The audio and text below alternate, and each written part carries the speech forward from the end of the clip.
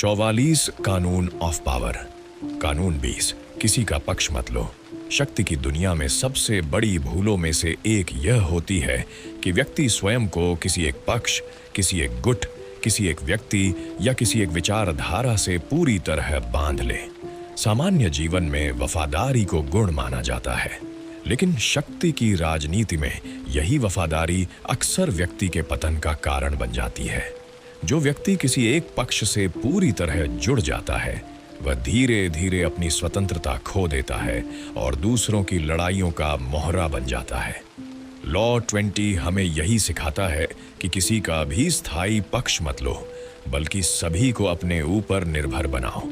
किताब यह स्पष्ट करती है कि जो व्यक्ति खुले रूप से किसी एक पक्ष के साथ खड़ा हो जाता है, वह अनजाने में उस पक्ष के सभी दुश्मनों को भी अपना दुश्मन बना लेता है।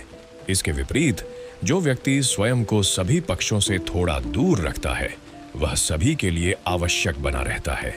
शक्ति वहीं जन्म लेती है जहां लोग आप पर निर्भर हों, न कि वहां जहां आप किसी पर निर्भर हों। इस कानून का पहला प्रमुख उदाहरण इटली की पुनर्जागरण कालीन राजनीति से लिया गया है। उस समय इटली कई छोटे छोटे राज्यों में बंटा हुआ था। हर राज्य दूसरे राज्य के साथ युद्ध या षड्यंत्र में उलझा रहता था। ऐसे में कुछ शासक ऐसे थे जो किसी एक शक्तिशाली राज्य के पक्ष में खड़े हो जाते थे। वे सोचते थे कि उस राज्य की मित्रता उन्हें सुरक्षा देगी, लेकिन जैसे ही सत्ता का संतुलन बदला, वही मित्र राज्य उनका शत्रु बन गया और वे अकेले पड़ गए। जिन शासकों ने किसी का स्थायी पक्ष नहीं लिया, बल्कि सभी से संतुलित संबंध बनाए रखे, वही लंबे समय तक सुरक्षित और शक्तिशाली बने रहे। किताब में एक महत्वपूर्ण उदाहरण किंग लुई 11वें का दिया गया है। फ्रांस का यह राजा अत्यंत चालाक और धूर्त राजनीतिज्ञ था। उसने कभी भी किसी एक कुलीन वर्ग या किसी एक सैन्य गुट का स्थायी पक्ष नहीं लिया। वह एक समय एक गुट को समर्थन देता, फिर दूसरे समय उसके विरोधी से समझौता कर लेता। बाहरी दुनिया को यह दोहरापन लगता था, लेकिन वास्तविकता यह थी कि वह सभी गुटों को अपने ऊपर निर्भर बनाए हुए था। कोई भी गुट उसके बिना अपनी जीत की कल्पना नहीं कर सकता था। यही कारण था कि लुई 11वां लगातार सत्ता में बना रहा, जबकि उसके चारों ओर के शक्तिशाली कुलीन एक एक करके नष्ट होते चले गए। इस कानून का दूसरा गहरा उदाहरण चीनी इतिहास से लिया गया है।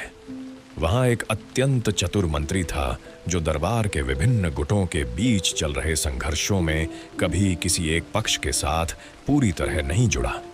वह हर गुट को यह विश्वास दिलाता रहा कि वह उसका समर्थक है। जब भी कोई गुट कमजोर पड़ता, वह उससे दूरी बना लेता, और जब कोई गुट मजबूत होता तो उसकी ओर झुक जाता। इस प्रकार उसने स्वयं को सभी के लिए उपयोगी बना लिया। अंततः जब सभी गुट आपस में नष्ट हो गए, वही मंत्री सत्ता के केंद्र में बैठा रहा।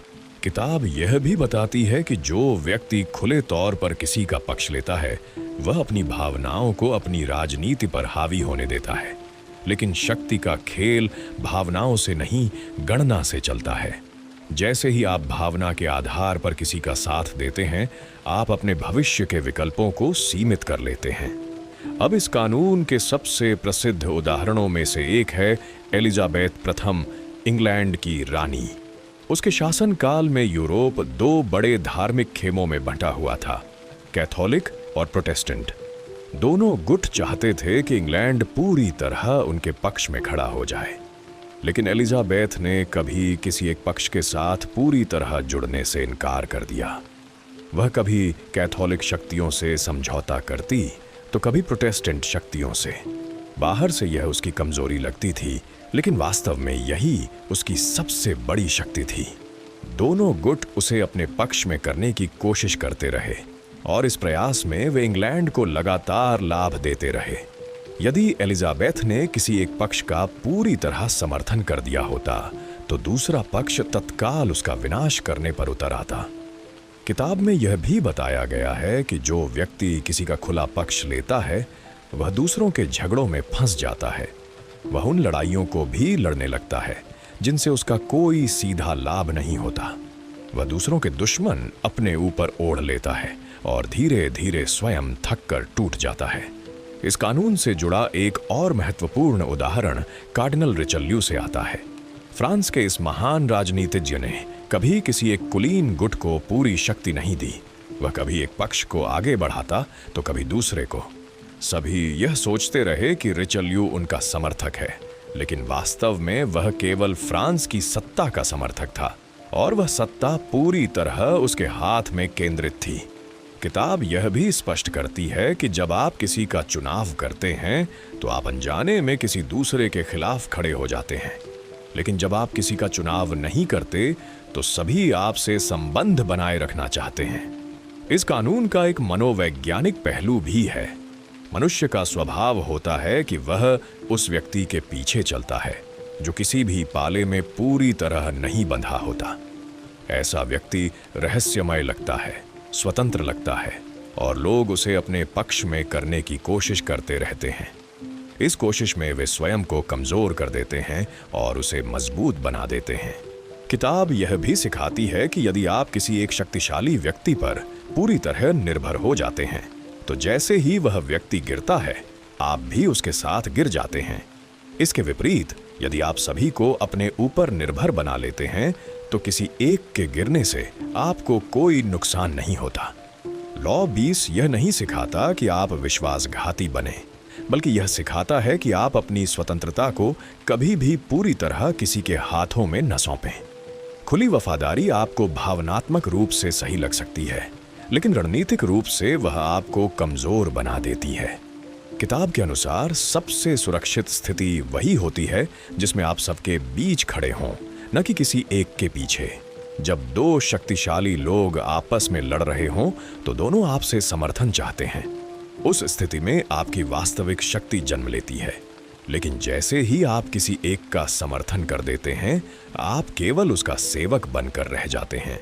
किताब इस कानून के अंत में यह स्पष्ट करती है कि शक्ति का मूल मंत्र यह नहीं है कि कौन आपका दोस्त है, बल्कि यह है कि कौन आप पर निर्भर है।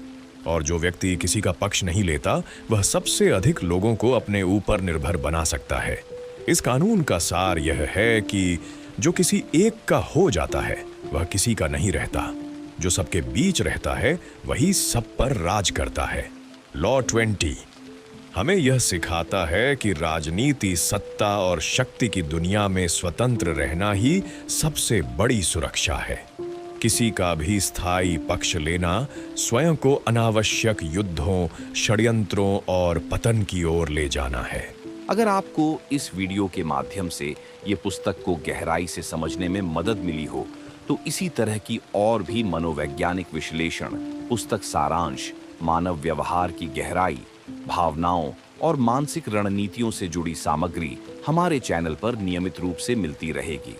माइंड टैक्टिक्स चैनल का उद्देश्य आपको वास्तविक जीवन में इस्तेमाल होने वाली शक्ति की रणनीतियां, व्यवहार की तकनीकें, मनोविज्ञान और व्यक्तित्व विकास से जुड़ी ऐसी बातें सिखाना है जिन्हें आप तुरंत अपनी जिंदगी में लागू कर सकते हैं। हम इस चैनल पर और कई अन्य विश्व प्रसिद्ध पुस्तकों के विस्तृत सारांश अपलोड करते हैं। साथ ही हम आपके व्यवहार, रिश्तों और निर्णय लेने की क्षमता को मजबूत बनाने वाली तकनीकों पर भी चर्चा करते हैं। अगर आप मानसिक शक्ति, लाइफ स्ट्रेटजी, सफलता के सिद्धांत और मनोविज्ञान की गहराई को समझना चाहते हैं तो यह चैनल आपके लिए है। वीडियो पसंद आए तो लाइक करें, अपनी राय कमेंट में लिखें और चैनल को सब्सक्राइब करें ताकि आगे के एपिसोड आप मिस न करें।